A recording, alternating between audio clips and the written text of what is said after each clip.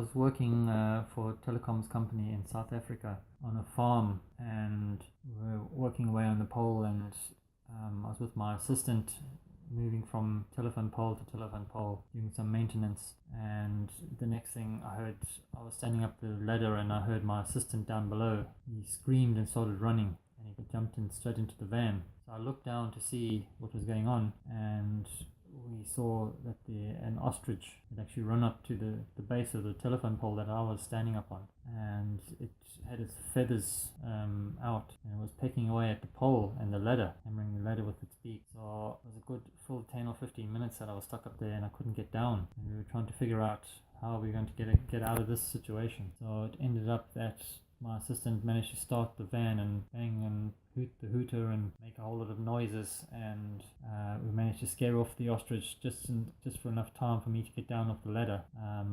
But when I was loading up the ladder on the van, the ostrich came back for more, so I didn't have time to put the ladder on, so we left the ladder down on the ground. I jumped into the van and we drove off. When we were driving off, the ostrich chased the van and it was trying to catch the van, but managed to pull away. So we ended up waiting about an hour or so before we went back around again to pick up our stepladder. And when we went back for the stepladder, I managed to load up the ladder, and as I was loading it up, just tighten the bolts up onto the roof. Got back in the Jeep, and the ostrich came back for us again and chased us. We were obviously in its territory, so I had to report back to my supervisor that it wasn't possible to do any maintenance on that pole on that day.